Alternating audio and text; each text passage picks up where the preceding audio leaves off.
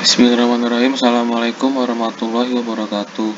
Perkenalkan, nama saya Mutakin Aziz Pratama dengan NIM 4443-2058 dari kelas 2C Ilmu Perikanan, mata kuliah pengantar Ilmu Perikanan Universitas Utanagan Tirta Yasa. Kali ini saya akan menjelaskan tentang permasalahan pengelolaan hasil perikanan tangkap di Indonesia. Perikanan tangkap memiliki peran penting dan strategis di Indonesia.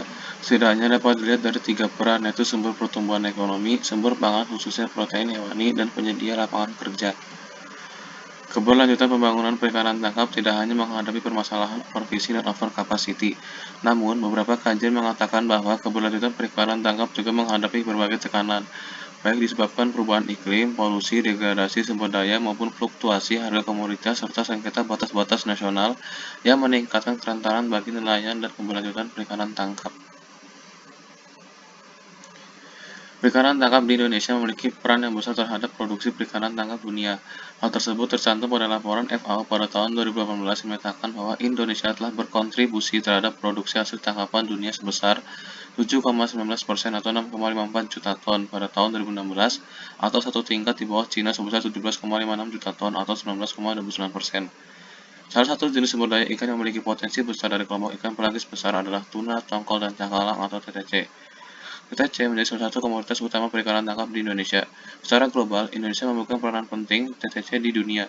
Produksi TTC dunia sebesar 6,8 juta ton pada tahun 2011 dan meningkat menjadi 12,3 juta ton pada 2017, dengan produksi rata-rata Indonesia sebesar 1,29 juta ton pada tahun 2012 sampai 2018. 1. Tinjauan aspek ekologi. Indonesia saat ini terus mendorong perikanan skala kecil untuk menerapkan prinsip penangkapan ikan berkelanjutan dan bertanggung jawab. Dorongan berkelanjutan terus difokuskan pada nelayan skala kecil yang terlibat dalam praktik penangkapan dan tata kelola perdagangan tuna. Berdasarkan aspek ekologi, keberlanjutan perikanan secara ekologi dapat dilihat dari kondisi stok sumber daya perikanan tangkap itu sendiri. Salah satu faktor penghambat pembangunan perikanan tangkap berkelanjutan adalah kegiatan IUUF. Bappenas pada tahun 2014 menyebut kegiatan IUUF menjadi bagian isu lingkungan dalam pelaksanaan pembangunan perikanan berkelanjutan yang memberikan dampak degradasi dan overfishing sumber daya ikan, di samping hilangnya nilai devisa serta pendapatan ekonomi lainnya. Pada periode tahun 2016 sampai 2018, jumlah pelaku IUUF terus jadi penurunan dan berbanding lurus dengan peningkatan hasil tangkapan laut secara nasional pada periode yang sama. Adanya peningkatan stok sumber daya ikan beberapa tahun terakhir berdasarkan hasil kajian menunjukkan dengan tujuan pembangunan perikanan secara ekologis berkelanjutan. Manakala basis ketersediaan stok sumber daya ikan dapat dipelihara secara stabil, tidak terjadi eksploitasi berlebihan. Kedua, tinjauan aspek ekonomi. Secara umum, pendapatan nelayan dari hasil penangkapan ikan dapat memenuhi kebutuhan pokok hidupnya.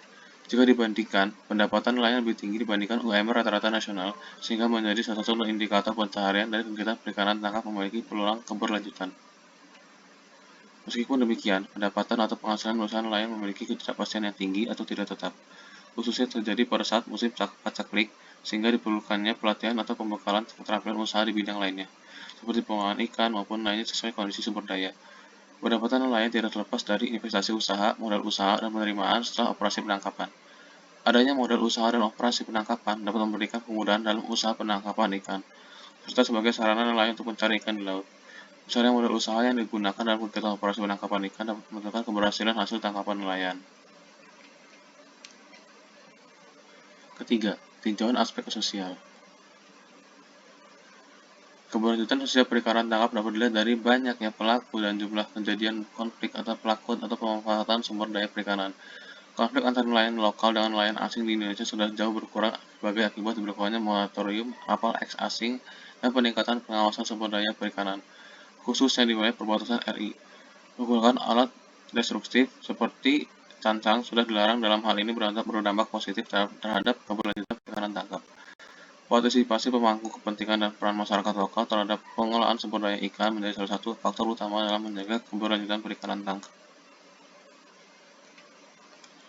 Penyebab utama terjadinya konflik nelayan adalah perbedaan kepentingan individu, perbedaan budaya, perbedaan kepentingan perubahan sosial. Konflik nelayan ini harus segera diatasi mengingat konflik besar terjadi akibat akumulasi konflik yang relatif lebih kecil atau sederhana, tetapi diabaikan dalam jangka waktu yang lama sehingga diperlukan pengelolaan konflik guna membatasi dan mengatasi kekerasan perilaku yang terjadi. Jika konflik sosial nelayan dapat diminimalisir, bahkan tidak terjadi, maka tujuan pembangunan perikanan keberlanjutan secara sosial dapat dianggap tercapai. 4. Tinjauan aspek kelembagaan. Aspek kelembagaan merupakan salah satu aspek yang perlu diperhatikan dalam menjaga keberlanjutan sumber daya ikan. 7 indikator utama dalam menilai keberlanjutan perikanan tangkap secara kelembagaan yaitu keberadaan otoritas tunggal pengelolaan perikanan, tingkat sinergitas kebijakan dan kelembagaan pengelolaan perikanan, peningkatan kapasitas pemangku kepentingan, mekanisme kelembagaan, kelengkapan aturan main dalam pengelolaan perikanan, rencana pengelolaan perikanan, dan kepatuhan terhadap prinsip-prinsip perikanan yang bertanggung jawab dalam pengelolaan perikanan. Kesadaran kolektif tersebut diperteguh dengan kesamaan latar belakang, kehidupan, sikap hidup, kebersamaan nasib dan sistem nilai yang dianut sehingga mendorong hampir keseluruhan anggota komunitas nelayan merespon berbagai perubahan program pembangunan dan tekanan. Kesadaran kolektif membentuk kelompok untuk meningkatkan pendapatan menjadi pijakan bersama dalam menjaga keberlanjutan sumber daya ikan sebagai mata pencahariannya. Tantangan pengelolaan perikanan tangkap berkelanjutan di Indonesia. Secara umum, pengelolaan perikanan dilakukan untuk memberikan manfaat optimal dan berkelanjutan bagi masyarakat dengan tetap terjaminnya kelestarian sumber dayanya. Pengelolaan perikanan tangkap harus berbasis pada potensi sumber daya ikan dan mempertimbangkan hukum adat atau kearifan lokal serta memperhatikan peran dan serta masyarakat. Pengelolaan perikanan tangkap yang cenderung tanpa batas dan lebih berorientasi kepentingan ekonomi berakibat buruk terhadap kelangsungan pemanfaatan sumber daya ikan. Dalam situasi pemanfaatan sumber daya ikan yang terbatas terkendali, terjadi kelangkaan atau penipisan sumber daya ikan yang akhirnya dapat memicu terjadinya konflik pemanfaatan. Pengelolaan perikanan penting untuk mencegah terjadinya overexploited dan overcapacity akibat lemahnya upaya pencegahan pemegang otoritas yang ditunjukkan dari terbatasnya kebijakan dan pelaksanaan dan tidak tersedianya kebijakan teknis pada aspek kebijakan pengelolaan yang berkaitan dengan konservasi dan penegakan hukum. Kesimpulan dan rekomendasi kebijakan. Berdasarkan hasil kajian, dapat disimpulkan bahwa perikanan tangkap di Indonesia meskipun memberikan manfaat secara ekonomi, namun belum merata dirasakan para pelakunya. Hal ini ditunjukkan dari struktur perikanan tangkap yang masih didominasi dengan skala kecil yang selalu diidentikan dengan kemiskinan. Nah, berdasarkan uraian di atas, maka rekomendasi kebijakan untuk mewujudkan keberlanjutan perikanan tangkap di Indonesia yaitu yang pertama, pengelolaan sumber daya ikan harus didasarkan kepada sumber daya ikan baik dari potensi dan status pemanfaatannya. Yang kedua, pengelolaan sumber daya ikan berbasis PPP melalui penguatan kelembagaan dan dukungan sarana fisik dapat menjadi salah satu pengelolaan sumber daya ikan untuk mencapai tujuan kesejahteraan pelaku dan keberlanjutan usaha serta sumber daya. Yang ketiga, optimalisasi pengelolaan perikanan tangkap melalui pendekatan input atau alat tangkap dapat dilakukan melalui penggunaan alat tangkap yang memiliki produktivitas tinggi, efektif, dan memiliki selektivitas tinggi. Dan yang keempat, kebijakan terkait pengelolaan sumber daya ikan berkelanjutan menjadi prioritas utama untuk mewujudkan pembangunan perikanan tangkap berkelanjutan di Indonesia. Sebuah jurnal berasal dari Kusdiantoro, Ahmad Fahrudin, Sugeng Hariwisudo, dan Bambang Juanda pada tahun 2019 yang berjudul Perikanan Tangkap di Indonesia, Potret dan Tantangan Keberlanjutannya, Institut Pertanian Bogor, Volume 14, Nomor 2, halaman 145-162. Sekian dari saya, wassalamualaikum warahmatullahi wabarakatuh.